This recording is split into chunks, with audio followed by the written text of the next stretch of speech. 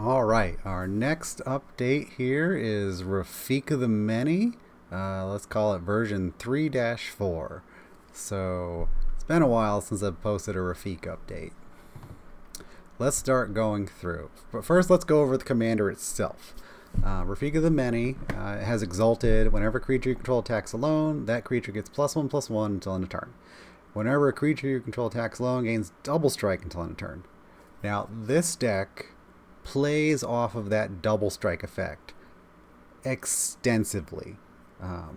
Mostly through the use of swords, but there are other cards in here that play off of that effect. So let's start going through. Alright, you got Lightning Greaves because you need some level of protection and haste is good. You got Luxodon Warhammer for trample and life gain. Life gain can be really relevant sometimes. Mana Crypt for acceleration, and Soul Ring for acceleration. Now, Rafiq plays a little differently than most decks, and in that it doesn't play excessive acceleration, even though it's green. It plays acceleration, but not excessive acceleration. I think there's definitely less than 10. So let's keep going. Swiftfoot Boots, haste, hexproof, same idea. You need to protect your one creature that's attacking. And protection effects. You have Sword of Feast and Famine. But the bonus here is that whenever equipped a creature deals combat damage to a player, that player discards a card and you untap all lands you control. So you get that effect twice. Because first strike damage, regular damage. So they discard 2 cards and you untap your lands twice, but that's not relevant most of the time. It's just untapping once is more than enough. Sword of Fire and Ice, 2 cards, 4 damage. Sword of Light and Shadow is in here for the color specific reasons. It's really not that good. Occasionally you're returning a creature, not often. So, Sword of Sinew and Steel. Sword of Sinew and Steel is super powered up. Whenever a creature deals combat damage to a player, destroy target planeswalker and up to 1 target artifact. The whole destroy target artifact thing is crazy powered up. Woof. You're really killing their artifacts. Sword of War and Peace is in here mostly for the color protection. Because you need a way to gain protection from every color. So you got red, white, black,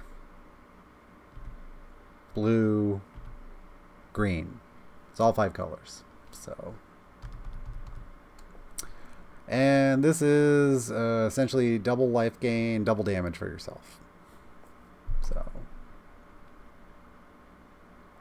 you really gotta like feel this in action to see how good it is. It's pretty crazy amazing. So on to the creatures. So Ardent Intrepid Hero. At the beginning of combat in your turn, you may attach any number of auras and equipment you control to target permanent or player. So even though you're not playing mana ramp, you still need to play cost reduction. That's where Arden comes in. Now, it's questionable here. I feel like I should probably be playing a couple more of these effects. I'm effectively only giving myself 5 sword targets, some haste equipment, and a Warhammer. Arguably, there could be something else. Baneslayer Angel is in here because it's cheap, it gains life, it costs 5, and you don't want your mana curve to be too high in this deck. You really don't. Birds of Paradise, mana ramp. Brazen Borrower is here because it's a small creature, has a good ability of returning a non-land permanent, and you get it back later as a reusable attackable creature. Commander Esha is in here because it has protection from creatures. And that's always relevant. It's always relevant. So, um, Consecrated Sphinx for card draw. That's kind of the higher end card draw at 6 mana. Oh, there's a bunch of cost Danithas in here. Cost reduction for casting equipment and auras. Enters the battlefield, you may put an aura equipment card from your hand or graveyard on the battlefield attached to it. So graveyard return equipment and auras. Once during each of your turns, you may cast equipment and aura spell from your graveyard. So graveyard return again, and it has Vigilance, Trample, Lifelink, First Strike, Vigilance, Lifelink, First Strike, Vigilance, Lifelink. I think I added enough Lifelink. Eternal Witness. Frodo Determined Hero. Whenever Frodo Determined Hero enters the battlefield or attacks, you may attach target equipment you control with mana value 2 or 3 to Frodo. So swords. Every single equipment you play. Super duper cost reducer. Amazing. Super amazing. Grand Abolisher. You need to play Grand Abolisher because if you don't have Hexproof, you need another ability of you don't get to play cards on my turn, and I'll attach equipment to Grand Abolisher and start swinging with it. So, Invisible Stalker has Hexproof and can't be blocked. There's literally no downside, except it needs an equipment. If you don't get an equipment, you're kind of screwing yourself. Kodama the West Tree, equipment focused, same idea. Yeah, it's good, but at the same time, it's debatable if it should be taken out and just add another equipment. Because if I were to criticize my own deck, I would criticize that maybe it doesn't play enough equipment. So you got 1, you got 5, 6, 7, 8. It only plays 8 equipment spells. Could be more. Honestly, it probably should be more. Alright. So, back on down.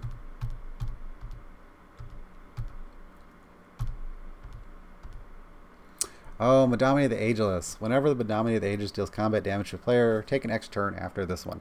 So, if you give Madame the Ageless double strike, you get 2 extra turns. And that's the Rafiq ability right there. Mirran Crusader, double strike, protectionism. Mother of Runes, protectionism. Meryl, Shield of Argive. Another Grand Abolisher. The other ability is not great, but it's there.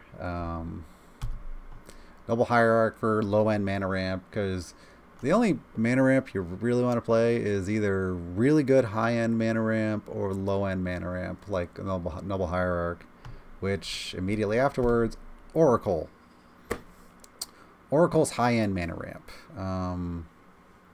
It draws you cards, too. There's not much of a downside. Pride Mage is in here. It's a cheap creature, pumps itself, and if need be, destroy target artifact or enchantment. So, Scavenging Ooze for Graveyard Exile. Doesn't come up that much where I need Graveyard Exile, but it's here. It's here. Oh, that is a so sad, bad picture that is super wrong. Okay. So, let's see.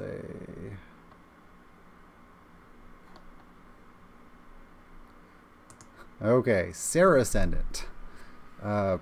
Probably the best possible 1-drop you can play, period, in Commander. It's a 6/6 creature with flying and lifelink on turn 1. So,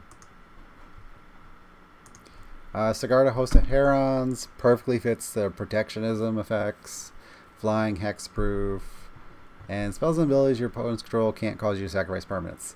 That never comes up. It's mostly flying and hexproof. Stoneforge Mystic. Stoneforge Mystic is here because you aren't playing that many equipments. You want them to be tutorable.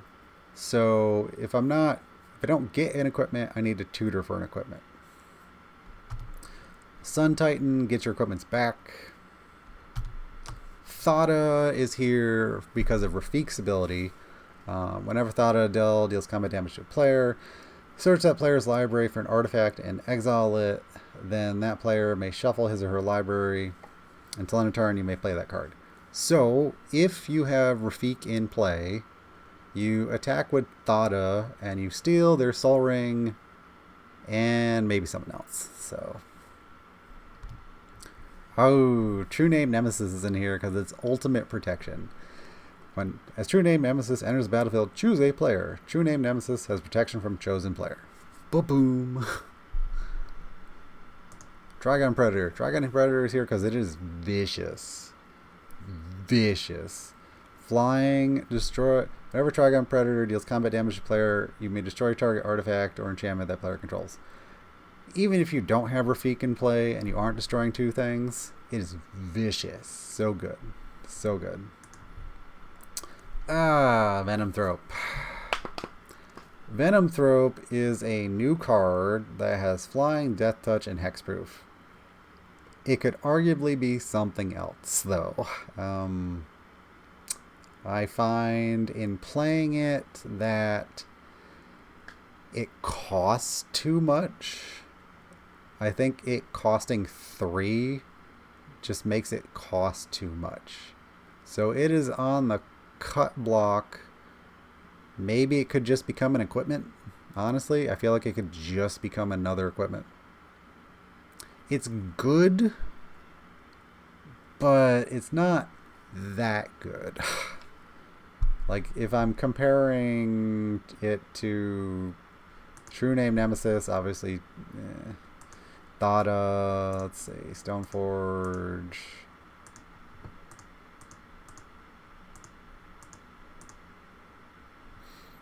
I don't know. It's a consideration.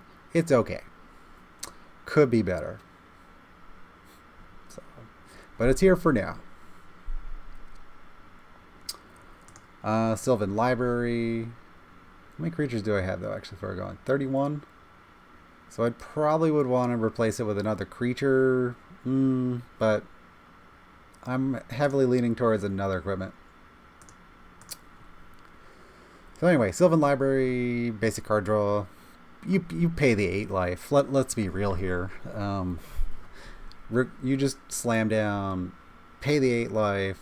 You got a bunch of life gain effects. Just do it. Bant Charm, destroy artifact, put target creature on the bottom of its owner's library, counter target instant spell. It's good in general. So, Beast Within. Oh, there was a lot of issues in this deck because it's a little slow, it's a little clunky. So I needed reactionary effects like Comeuppance. Prevent all damage that be dealt to you and planeswalkers you control this turn by sources you don't control. If damage from a creature source is prevented this way, Comeuppance deals that much damage to that creature. If damage from a non-creature source is prevented this way, Comeuppance deals that much damage to the source's controller. So that second part's never relevant. Nobody's playing Burn, except maybe me in a different deck. So it's a turnaround effect.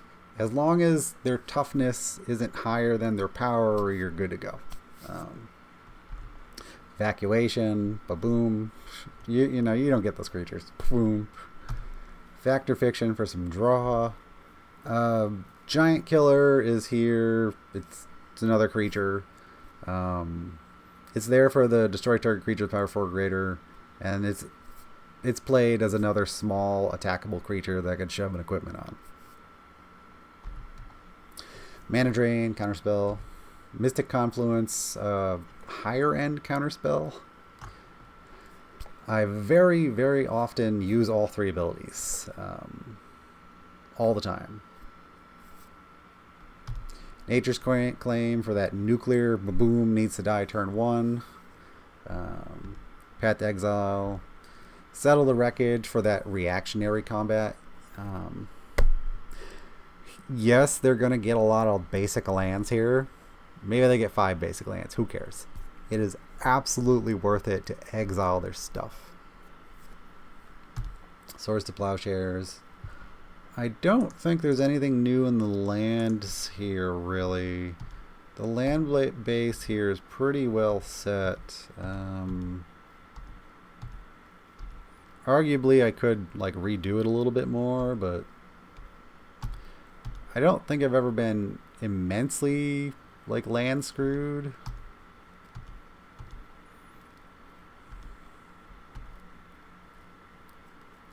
Oh, it plays the older opposite end. I don't play these cards anymore for 2 or less. I play the 2 or more ones, but this deck was made a very long time ago.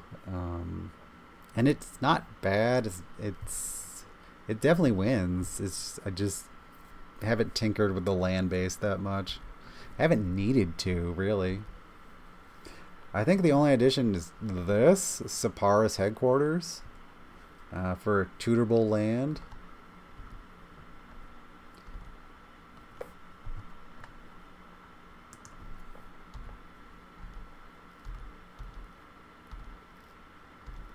I may need to tinker with the land base a little bit in the future, but for now, it's fine. Elspeth has surprisingly been in the deck for forever. Mostly for the +3/+3 and flying until end of turn. Mostly for that.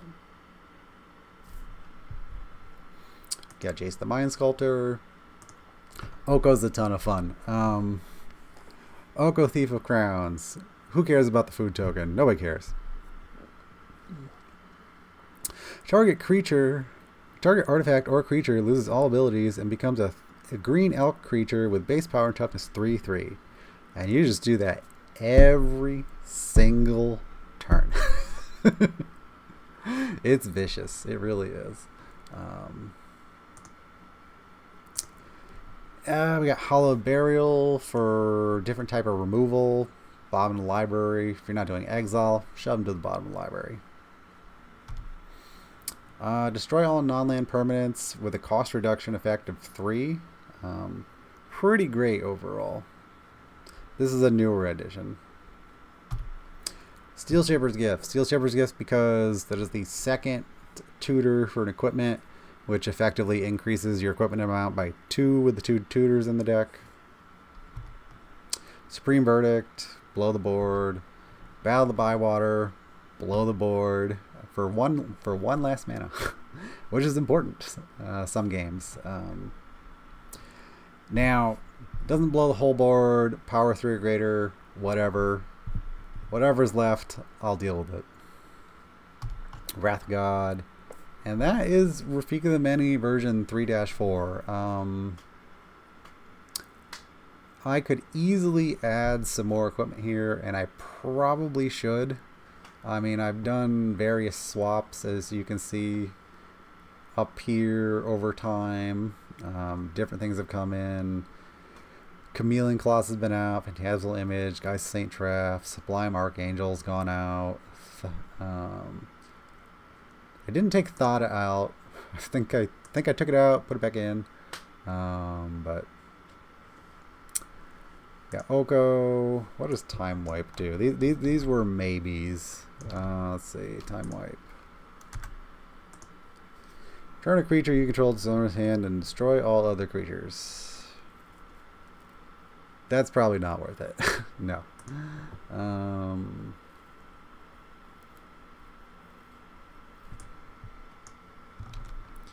Let's see. These were all considerations at one point. Yeah, Forge Anew did not make it into the deck. No, it did not. But let's give it a read. Enters the battlefield. Return target equipment card from a graveyard to the battlefield. I don't have enough equipment to make this relevant. That's the thing. As long as it's your turn, you may activate equipment abilities anytime you cast an instant. You may pay 0 rather than pay the equip cost of the first equip ability you activate during each of your turns. So it is a cost reduction effect. It is a graveyard return effect. But the literal problem is I don't play enough equipment, which I am going to find a way to push a couple more in. And again, Venom Thrope got taken out it got put in for Geist of St. Traft, because Geist of St. Traft was, even though it had hexproofed, it was never relevant. Like, this was weirdly never relevant. It was always lackluster. Even with an equipment on it, I don't know. It just was never good enough. Oh, what is Armory Automation as a maybe? Oh, another free equipment attach. Again, I don't play enough equipment. But at the same time, it has to be an equipment that costs 3 or less in this deck. I had thought about this and was like, well, can I play stronger equipment? And the answer is yes, but probably not in this deck. I should really focus on the lower end, high value protectionism effects, which at the time I was trying out Sword of Hearth and Home.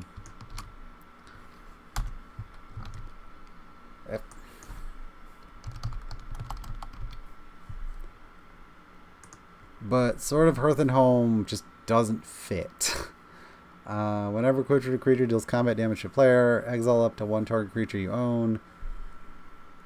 So irrelevant. And search your library for a basic land card. So that means I'm literally only using the search your library for a basic land card effect. And that is just insane level not worth it. It's like, do I want to pay 5 mana to ramp? But it's like, no. It's like, no, I don't. Alright, let's go over to Moxfield and let's look at the old version for a couple in and outs before we finish up here. Let's see if there's anything that stands out. Ooh, Umezawa's Jite got taken out. That's sad. But it was really never good enough. Protectionism was always more relevant than this. So I'll find a way to like squeak in another sword, probably. Maybe the new Jite. I have to look at it a little bit. What's the new Jite? So if we go back,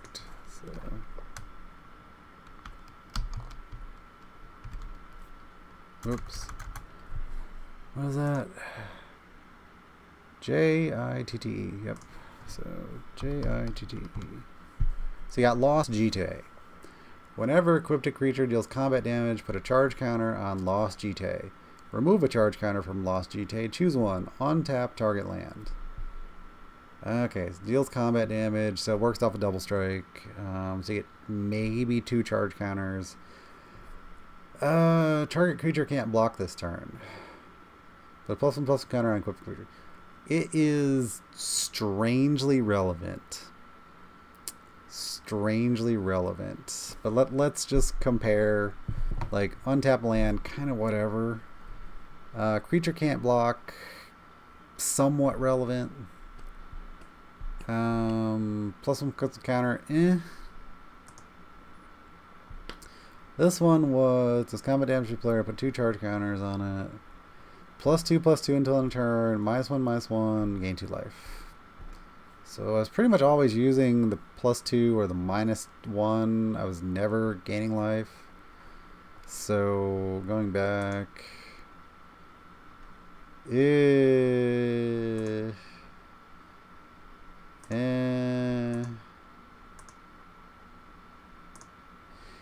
so it's a game trick. It's not really on the same power level of the swords. I could honestly see the untapping a land being relevant. So play an early game card. Let's say Noble Hierarch, or let's take a look at the 1-drops. What's an early game card? Can't use Birds of Paradise. Has no attack power. So Frodo, Grand Abolisher, Invisible Stalker, Mother of Runes, Noble Hierarch, Pride Mage, Ooze, so that's 7, 8 for Sarah Ascendant, 9 for Stoneforge Mystic. Okay, so we have 9 targets currently. That's fine. Again, Venom Thrope is on the cut block anyway. You may be getting a version 5 of Rafiq sooner than you think. It's I'm just thinking here, thinking out loud. But yeah, GJ's out for now. Phantasmal Image was never relevant. Mindspring, what? I forgot what. Mindspring got replaced by another card draw effect. What did Mindspring get replaced by? I think I wrote it down. Comeuppance. Oh, that sucks. So it wasn't a card draw effect. It was a battle trick effect, which sort of card draws, if you think about it. Like your instant speed, removing creatures or destroying creatures. So Martial Coup got replaced. What did Martial Coup get replaced by? Battle of the Bywater, just because it's faster. So, okay.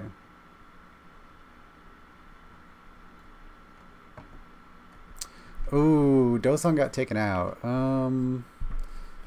Dosan is definitely good.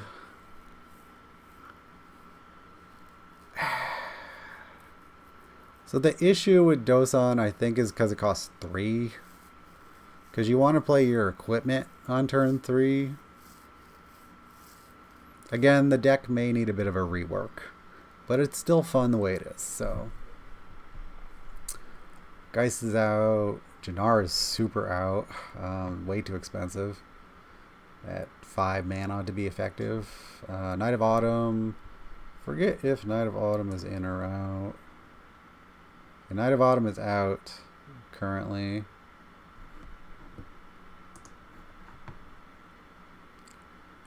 So, I mean, it was good. Destroyed an artifact or enchantment, but it wasn't great. So,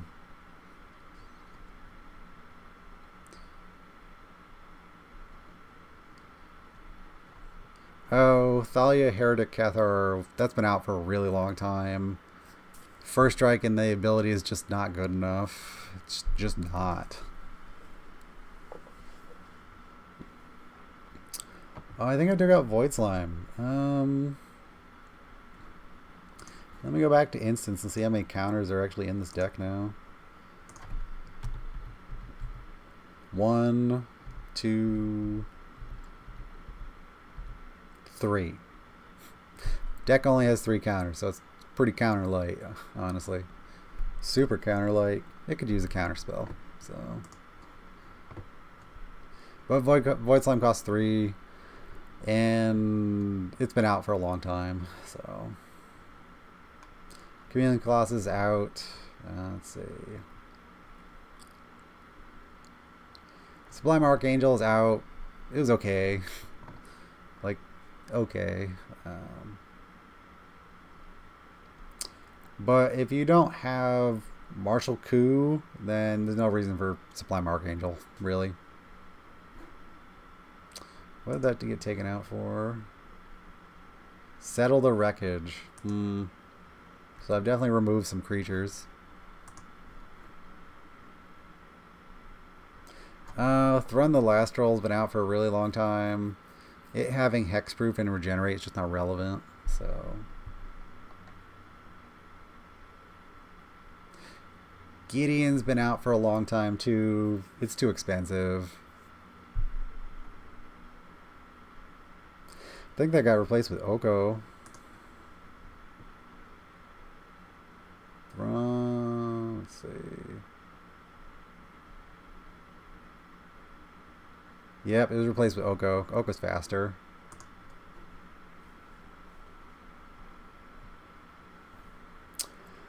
And nothing to really see with the land base. Land base really hasn't changed that much. So that is it.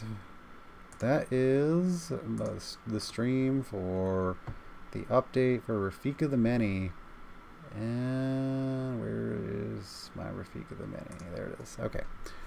Arguably, you could modify this deck a little bit more and power it up a little bit more. And maybe in the future I will.